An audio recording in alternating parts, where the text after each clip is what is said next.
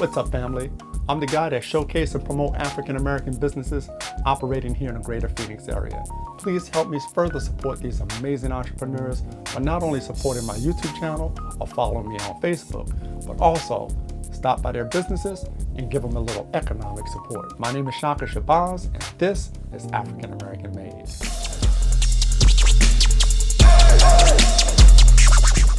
So there's a saying that says, when a person loses it all, they become a philosopher. So much of the philosophies and mantras and things that guide my life today came from this inflection point, came from this transition point in my life where I'm transitioning out of music. My career is at a standstill. I just got fired from a job, and I'm sitting here trying to figure out what I want to do with the rest of my life. So that sent me on a journey of self-discovery. So what happened was the day I got fired from my job, I made 2 phone calls. The first phone call was to my wife, who at the time was working right across the street from me at a hand surgery center. This was before she even launched her business, because she's an entrepreneur as well. And she came over to my office and let me cry on her shoulder. And she was like, "It's all right, and I'm gonna help you set up your unemployment," and all that kind of stuff. The second call I made was the one that put me where I'm at today. The second call I made, I got home and I called my younger brother. And my younger brother is one of those people that just always has a way of saying what I need, what needs to be said when I need to hear it. Like, it's uncanny, you know? And so I call him and I tell him I just lost my job. I'm feeling down and bad about myself. And he says the following words that changed my life. He said, "Great, you lost your job, now find your life." Hit me like a ton of bricks, man. I was like, you're right. And I didn't even ask, years later, I asked him what even inspired him to say that to me. And he told me that it was God speaking to me through him. He was like, that was God, and me in my view of you, and God speaking to me, telling me what you needed to hear. Because I did need to hear it. Because at that time, I had become very kind of shallow and caught up in the trappings of success. So on one part, I was an entertainer who had a buzz. I was hood famous. People knew who I was.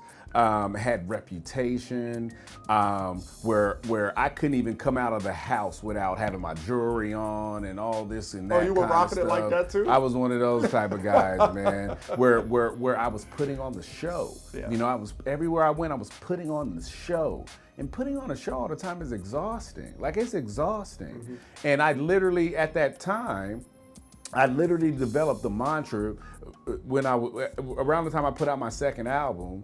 I developed a saying where I would say, "Give them a star." Every time they see you, give them a star. You know, it needs to look big. You need to look successful. I was putting on a show. Yeah. And even in my work life, I had been fortunate, because I have great work ethic, to always work my way up from the ground up. I always work my way up to leadership roles, you know, in the title. The unfortunate thing is that when you're doing those things for the wrong reasons, you start to believe the titles make you who you are. Absolutely. The titles make you important. The car makes you important. So it wasn't until all those things were stripped away from me.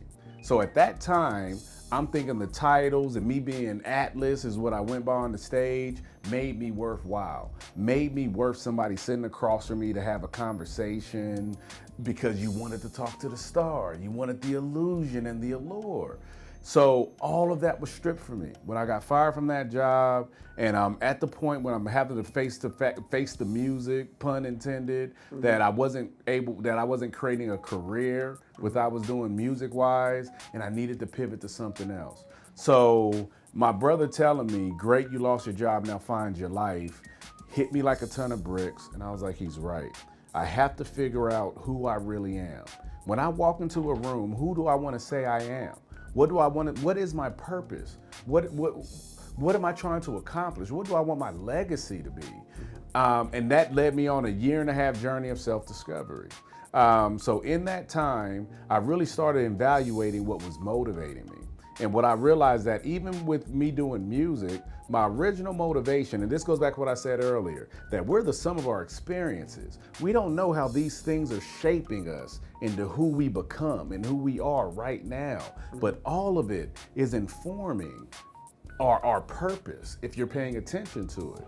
And so what I realized that even when I was doing music, the reason I was doing music was to save me and my friends. Like this was the only way out I didn't think we had another way out. Yeah. I'm like, this is our path to salvation. This is how we're gonna save ourselves and become somebody. And at that time, I thought the only way you could really impact the world is and be a philanthropist is you had to be famous. You had to be rich and famous. That's the only way people will listen to you. Like when there are causes that you care about, the only way people are gonna listen to you is that you're rich and famous. Because again, that's all we saw. I didn't have exposure to a philanthropist in my neighborhood that was making contributions and doing good and had respect. Everybody I knew that was respected was a celebrity or somebody famous, you know, so you think this is your pathway. So that was the first thing that I deconstructed. The reason that I was even doing this was because I'm just trying to make a difference. So what's in me is that I just want to make a difference. The avenue and venue wasn't as important as my drive and motivation to help impact people's lives. I want everybody to be able to live their version of a successful life. And their version is important because success can't be judged in comparison. Because often we're looking at what other people's success is and using that to determine what success is for us. And that's just not the right gauge. We all have to determine for ourselves what our own metric of success is and what our metric of a good life is. You don't have to be a billionaire to live a good life. You don't even have to be a millionaire to live a good life. You just need to have an understanding of the things you enjoy and the amount that you need to make to just be able to do the things you enjoy. Like, I don't need 100 cars, man. What am I gonna do with all these damn cars? I just need one car I like to drive. So it was through losing it all that I put myself in a position I had to look at myself in the mirror and start to unpack my own demons, you know, unpack really some ugly things about myself. This time led me to therapy, all that type of stuff to really start deconstructing myself. So the first realization was that what I really wanted to do was make a difference, and I wanted to impact people's lives. And you don't have to be famous to do that. You just have to have the motivation, the persistence and tenacity, and the commitment to a cause to make that happen. That's the DNA of that. So that was my first epiphany. And then I started reading some books. I started reading, and I started just showing up in rooms that like anything that interested me, I just started showing up in the room. And if I liked being in that room, I would go back. If I didn't like it, I wouldn't go back. So there were a couple things that I read that really impacted me. The first thing I read was a book called Do You that was written by Russell Simmons. And the reason why that book impacted me so much is that in it, he talked about, we all know what we want to do. Just for some reason, we talk ourselves out of it. We're not smart enough. We're not rich enough. We don't look good enough. Whatever the reason is, we talk ourselves out of it. But there's that thing that keeps coming back to you is your true north. That's your purpose. So instead of talking yourself out of it, trust it. And then take one step towards it. 2 steps will come back from you. That's how the universe works. So instead of talking yourself out of it, trust it and move towards it 1 step at a time. That was very impactful for me because there were a number of things that I wanted to do that I just kept pushing off, that I didn't think I was smart enough. I didn't have the right idea. I didn't know how to do it. But you don't have to have it all figured out. You just have to figure out how to take the first step. So through this period of self-discovery and reinventing yourself, how did you come to the point where you said, I'm going to start my own nonprofit organization? Because I get everything that you said there, and still you could come to the conclusion, well, you know, I need to eat, I need to, you know, still provide for the family. Yeah. You know, I still need to find a career, Yeah. which this is a career, but Yeah. you know what I'm saying. But I know what you're saying. in front of all that, you decided that you wanted to do service. Yeah. You put service before self. Yeah. So talk to me about how you transitioned through that gauntlet you just went through to say, I want to start my own nonprofit. Yep, and this is what it was. The second thing I read was a Fast Company article by Richard Branson, the Virgin Mobile guy, owns a spaceship, all that stuff. And in that article, he talked about, he started all of his businesses from discontent as a customer. So everything he did was from him being dissatisfied from how somebody else did it. So I sat down and said, what am I the most discontent about? Like, what am I the most upset about? It was education. I think if you're really trying to empower people, it starts with education. And when systems are broken, it hits our communities the hardest. Absolutely. Black and brown folks, it hit us the hardest. And if we really want to equip people with the tools and the resources to live a fulfilling life of their design, it starts on school campuses. It starts with schools. So that article was my first aha moment. What I care about and what I want to impact the greatest is education. I want to make sure that everybody has access to a quality education, no matter what your demographic is, no matter what your financial standing is. A quality education is a right for everybody. So that's a good segue to my next question, because in looking at building quality education, it starts with the teachers. There you go. There you and go. Your focus with $1 Million Teachers are supporting teachers and helping them get the tools and the mental health capacity they need to be able to be better teachers and just to get that support. Yeah. So I'm not going to steal away from you, but that's the connection right there. That's with the connection. How you support better education. Yeah. And even the way I got there was the fact that, so once I had, because I want people to really understand, none of this happens in like a vacuum, or like there are building blocks, because sometimes people can look at a picture and not realize the whole story, and they're just looking at the end result, and then they're trying to emulate the end result. Yeah. I was doing that with the Wu-Tang Clan. I didn't know their whole story. I just saw that they were a group. I didn't know how that group really worked together, what the infrastructure was. I just looked at the picture and said, I'm going to do that.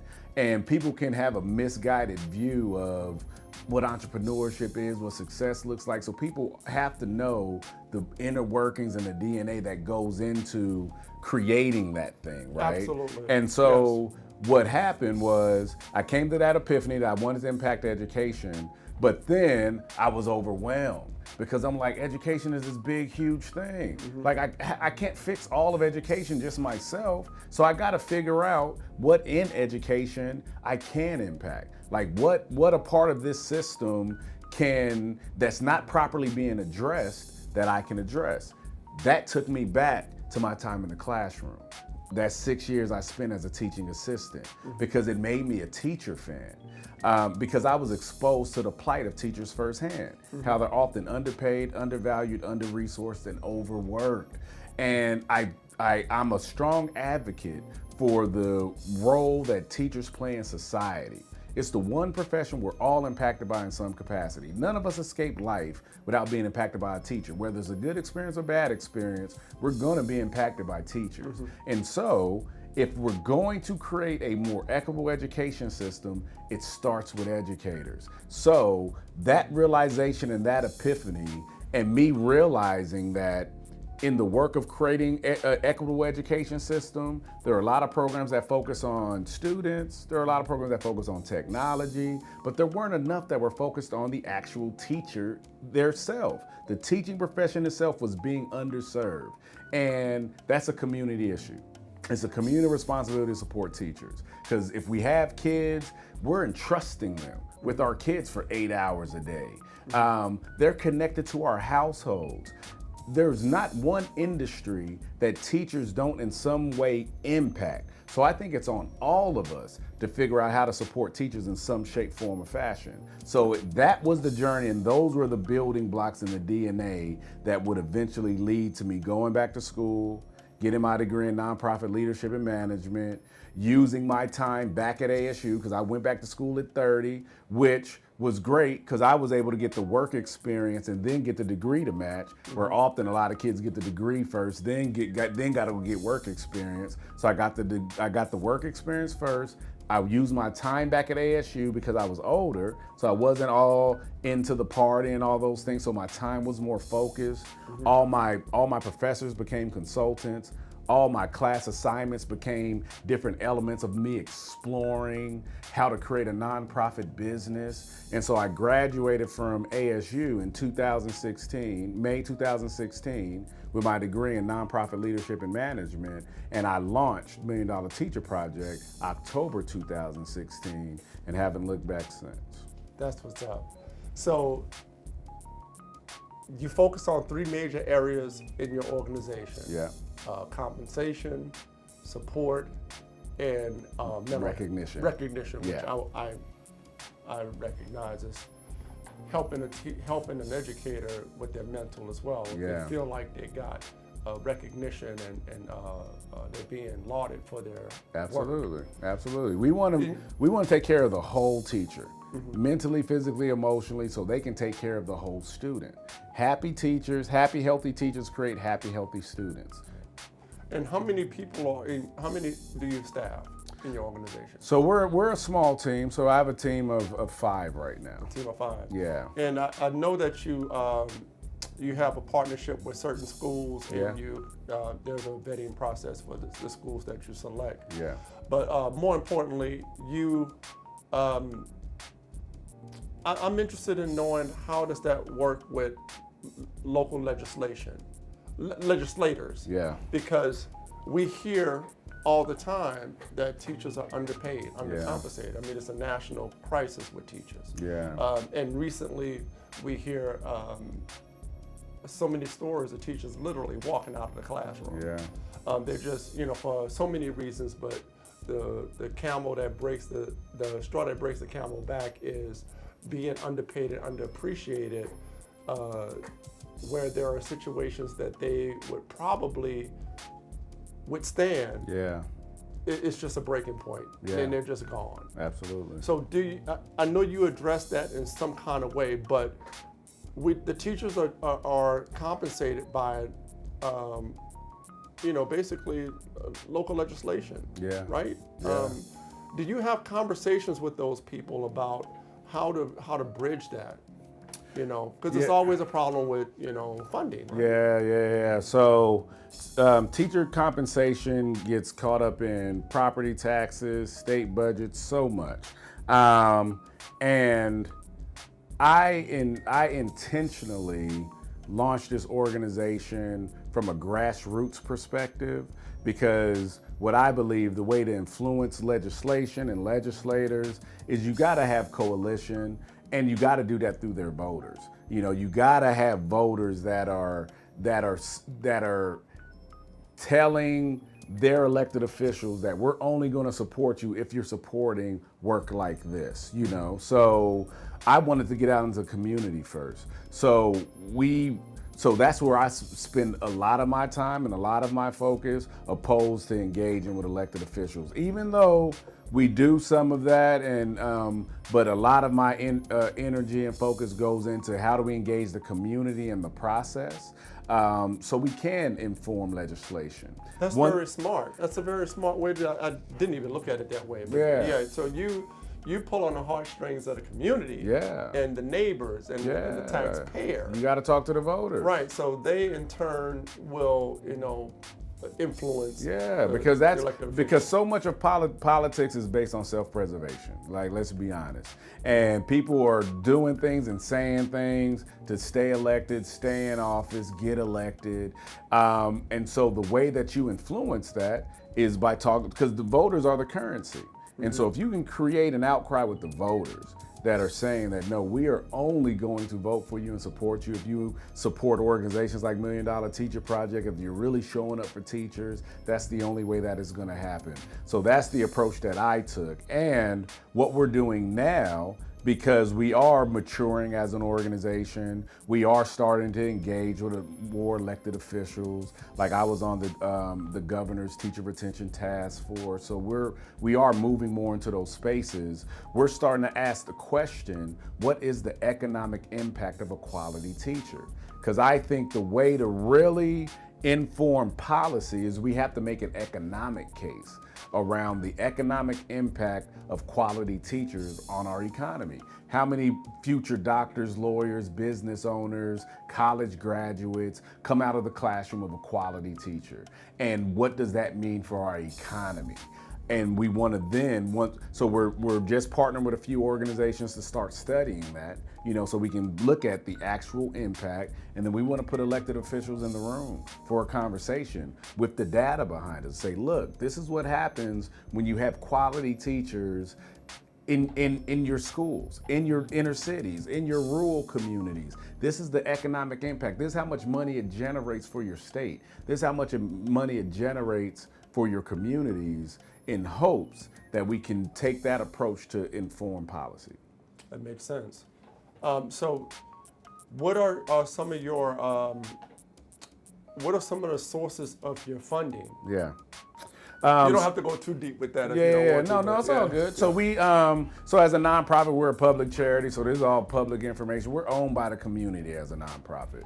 And the only thing that separates a nonprofit from a for-profit is tax-exempt status. Yes. So it's still a business. You still got to generate revenue. Your product is just different. Where Coca-Cola is creating a soda, we're creating a higher quality teacher that's benefiting your students. That's our product. But we all got to generate revenue. So the way we go about that can look a little bit different. But what we do is grants are a huge source of funding, sponsorships, so people sponsoring programs, fundraising events,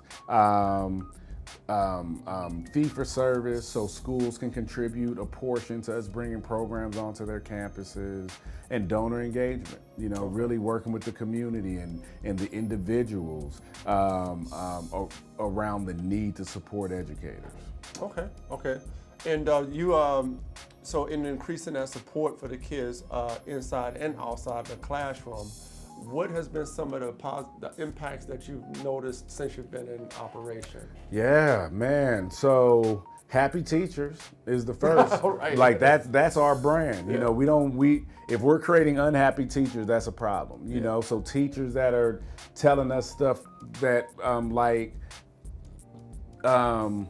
prior to being involved in our programs, they were contemplating quitting the profession. Mm-hmm. And just keeping a teacher in the classroom at least a year longer has been one of the greatest impacts. And then student outcomes. We're seeing great relationship between the way that we're supporting teachers translating to a boost in student performance. A boost in student attendance, because when you have more support in the classroom, kids feel valued. Teachers are in a better position to make kids feel valued. Mm-hmm. Those kids are more excited to come to class. And then student attendance is one of the best metrics in the academic performance. So if they're in the classroom more, they're in seats more, there's a likelihood they're going to perform better on tests and in reading, writing, math, mm-hmm. and their other subjects. So going back a little bit to the compensation part, on a national average, give me some numbers about the disparity. Yeah, so, I'll talk Arizona. So in the state of Arizona, our teacher pay ranks about 48th in the nation out of 50 states, mm-hmm. On average, a teacher's salary in the state of Arizona is around $42,000, $45,000. There's different data that suggests some variances in that. But the reality is that when you adjust for cost of living, I don't care what state you're in, teachers are being grossly underpaid. Absolutely. Because there are some states where teachers are making more, but when you adjust for cost of living and how much it costs to live in like a state of California, yes. So even though the teacher might be making $90,000 a year, mm-hmm. They're still just making enough to get by, yes. and that's a travesty. We want to see the starting pay for a new teacher in the state of Arizona be $75,000 a year. Like that's the starting point. Yes. And then they grow from there, but what we understand is you got to create the ecosystem in order to do that, and so we're hoping that we can be successful in creating that. So, and identify to me some of the classroom support that you provide or you assist with. Yeah.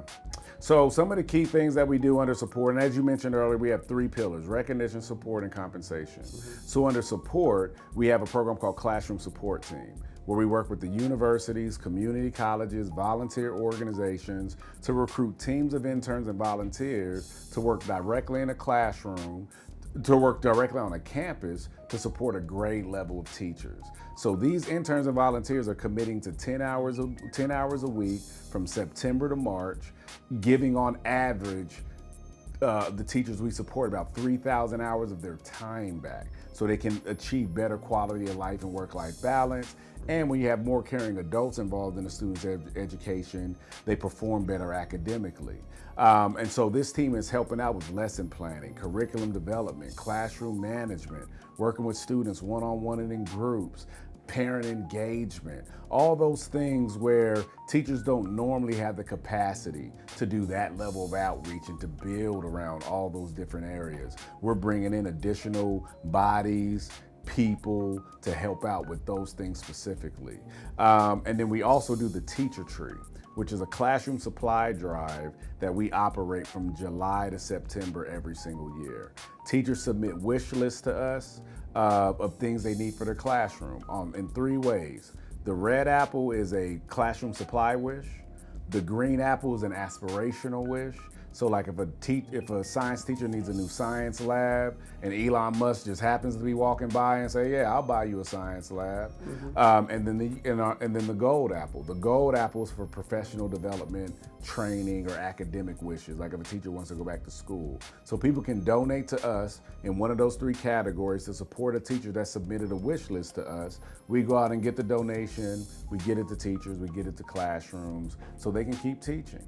That inbox must be full. Yeah, absolutely. There is definitely no shortage of need. Right. So what is the Focus School program?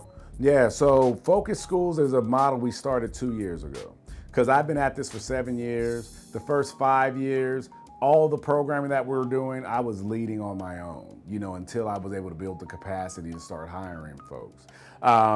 And so as you evolve, you figure out better ways to deliver programming. So the first 5 years, we were really doing incremental work across the state. So we would do one program at this school, one program at that school, but it's hard to demonstrate impact that way, when you're so disconnected. So what we realized is that we had to evolve to a saturation approach.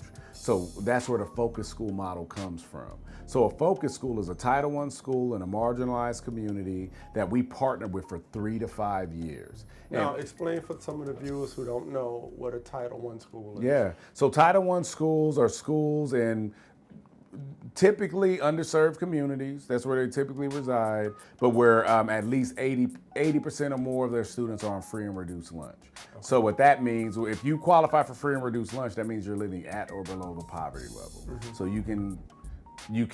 that should paint a picture of the communities that these schools serve. Now, let me interrupt you for a minute because I know you're on a track. Do you correlate in most instances the pressures that we talked about the teachers are undergoing with those types of environments of schools? Yeah, is there a correlation? Yeah, absolutely. You definitely see the stress levels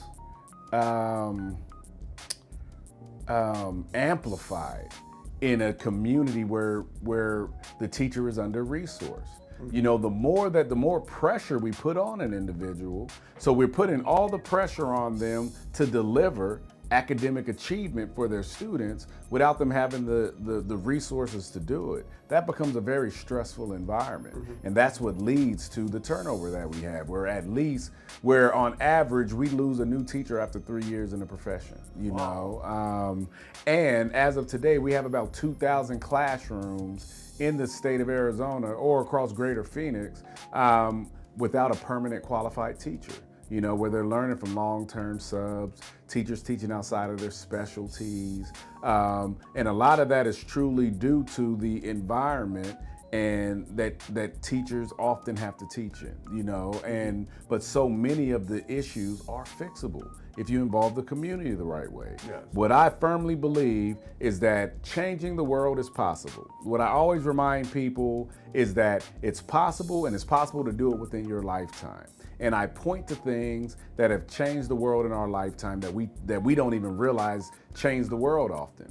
But you look at things like Facebook. Facebook has changed how we communicate with each other. You look at things like Uber. When I was a kid, I was told, don't get in a car with strangers, don't talk to strangers. And now with Uber, we send strangers our address. They know when we're leaving, they know when we're coming back home. Mm-hmm. It's changed how we transport ourselves across the state.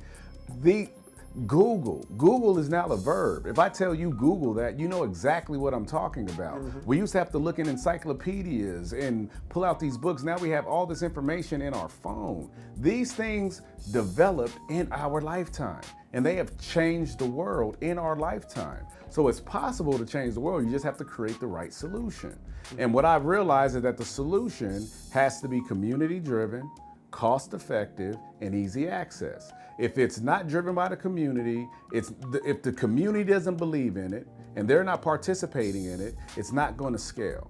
If it's too cost-effective, if it's too expensive, you can't replicate. If it's too expensive to implement your model, and if it's not easy access, like if it's not easy for people to do your programming, you're not going to be able to go to other areas. So all those programs I talked about, the Ubers, the Facebooks, the Googles, they're all community driven.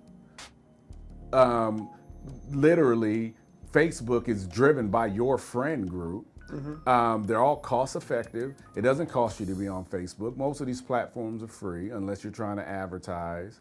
And they're all easy access. You download the app, put in your login information, it's right on your phone all the time. It never goes anywhere. Mm-hmm. So I apply that same calculus to $1 Million Teacher Project. So it's possible to change this education system, just have to create the right solution. And I believe that we've done that once we have the opportunity to scale. All of our programs are community driven. Nothing I'm doing is rocket science. Yeah. So like I said, with the classroom support team, all we're doing is creating the pathway for people that are interested in supporting teachers, that are interested in becoming teachers. We just created a program to organize that. So now you can come be a part of the classroom support team and help out in this very targeted way. You can partner with us on Take a Teacher to Lunch, where we're just working with businesses and restaurants to bring full catered lunches to a school campus so teachers feel recognized, valued, and seen for the hard work they do every day. None of that is rocket science. How do you engage with those business leaders in the community to come on board and do things like you mentioned, like bring food to some teachers to show appreciation and things like that? Talk about the sponsors that are involved with your program. Yeah, so we have a wide variety of sponsors who get involved, from Arizona Financial Credit Union to Cox Charities and a number of businesses in between that help support our programming in different ways. What I pride myself on is never just being dependent or relying on altruism. Like, I'd never try to just lead with, we all should be bleeding hearts and let's help save the world, because that doesn't resonate with everybody. Mm-hmm. There's an audience of people who get it, who understand, like they're like, yep, we all need to support teachers. And so we definitely have ways that we engage that crowd, but I also like to engage business. And business is really driven by its bottom line. Mm-hmm. Like they need to know how me investing in teachers is going to bring more business to my company. Yes. And so we pride ourselves on being able to have both conversations and be able to show that relationship, be able to show how teachers are also customers. Teachers are human beings. Teachers need roofing every now and then. Mm-hmm. Teachers need tires for their cars as well. Mm-hmm. So working with us is also an opportunity to build a relationship with a customer. Now, we're not going to position you, or we're not going to tell these people that they need to come be your customer. Yes. But if the best way to build a customer is first build a relationship. And when they see that you care about them and genuinely care about their work and their profession, then the likelihood of them also being reciprocal and come and support you is great. And those are the conversations that we have, you know? I want to go off mark a little bit. In the climate now where, companies are struggling and they say our economy is struggling a bit, and everyone's looking for funding and looking for resources, how were you able to cut through the competition to get the ear of someone that is trying to, that you're trying to get money from? Yeah, takes a lot of work, because the same way that, and I like the fact you use competition. Like, we're all competing for attention, for dollars. We're all competing for time. In a world where there are so many more distractions now and so many ways you can invest your dollars. So what we focus on is relationship building, like really being intentional about building relationships, trying to understand what it is that you care about, what the people who engage with our work, what they care about, and showing how the work that we do contributes to the things that they care about. Our primary focus in our advocacy is showing how teachers really affect and contribute to just about everything that we do. And there are some people that resonates with easily, there's some that it doesn't. So it takes persistence, man. There's no easy answer. Like it takes time. I've been at this for 7 years. For the first 5 years, I was operating on a shoestring budget with a bunch of interns in this office. I'm just now getting the capacity to start hiring staff and start figuring out how to grow my own infrastructure. So it takes persistence and commitment, and that's why it's important for anybody that's watching this or listening to this to understand that when you start anything, no matter what the business is, it has to be rooted in your passion, because it's not going to be easy. Most businesses fail within 5 years, and it also takes 5 years for most businesses to turn into profitability. So that means it takes about 5 years for you to even really figure out what you're doing. So you got to be ready to be broke during that time period. Right. And we even talked about that earlier. When I was on my journey, me and my wife, we went down to a single income in our household. It was tough, and I had 2 kids and a wife and all of that, but we figured it out and we worked together. So it takes time. There's no easy answer to it. You gotta learn people. You got to learn what parts of your message resonate with people. And then you got to do that, be prepared to do that and talk about that a million times. And you also have to circle back a lot, right? Yeah. Yeah, I mean, sometimes you don't get yes on, obviously you're not getting yes Absolutely. on the first Absolutely. shot. So It would be a dream if every time I talk to somebody it was a yes. they just pull the checkbook out. Yeah, you have to get comfortable with the no. And you have to learn that the no really just means not right now, because there are a lot of partners that I have today that we were told no 100 times before we eventually got a yes. So that's where the tenacity and persistence comes in. Okay. And also what I think is the litmus test for your commitment to an idea is how do you respond to the word no. The way that I respond to the word no, anytime it has to deal with $1 Million Teacher Project, is I look at that like as a puzzle. It's like, okay, let me dissect why they said no. Let me take it back to the drawing board and come up with a different approach and see if I can turn that no into a yes. Okay. If the word no detours you from your passion, towards you from this thing you're working on, then to me that means you probably haven't found your passion yet, and you're probably not really in alignment with your dream yet. Because the word no should really fuel you. Like when you're really in line with your purpose, it should really fuel you. And I get motivated by it. Never discouraged. Even though it's hard, it's tough. And like I said, I wish it was always a yes and they just rolled a checkbook out the first time we talked. But if it was easy, everybody would do it. Yes, and that's the difference. That a part of the work and a part of the trials and tribulations are, I believe, the universe's way of testing your commitment to this idea. Because again, if it was easy, everybody would do it. If it was easy, $1 Million Teacher Project wouldn't even be here. We exist because there's a need. And this population, this community of folks is being underserved, undervalued, under-resourced, and there's a need. and it's going to take work to fix that need. You got to be able to commit to the work. Now, what has been some of the responses from the people that you've impacted directly since embarking on this journey? Yeah. So, like I said, it's a lot of happy teachers, man. It's a lot of people that, especially those that get engaged with our work, having those aha moments of realizing how they also may have taken teachers for granted and taken the profession for granted, and gratitude around us creating this pathway for involvement, for them to get involved. Because not everybody's gonna be a crazy teacher fan like me and run out and start an organization. Yes. But I believe everybody innately wants to be involved in impacting their community in some shape, form, or fashion. You just have to create pathways that fit their lifestyle, that fit their interest level. That's why we have a variety of programs we offer, so people can pick an avenue that speaks to them and get involved. Because everybody doing something contributes to everything, and contributes to the whole of what we're trying to do. So how welcoming is the administrative element of these schools that you're going into, and jurisdictions? Yeah. What's the support been like from the administrative level? It's been good. So what I'll say, we don't get on a school campus without administrator buy-in.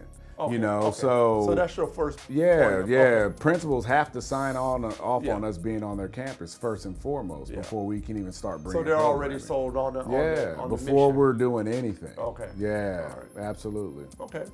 Well, man, there's so much to unpack here, and there's so many different areas we can cover. Yeah. But you narrowed it down to these 3 major areas that you decided with your organization to target. And tell me some of the lessons that you've learned, what worked and what didn't work in.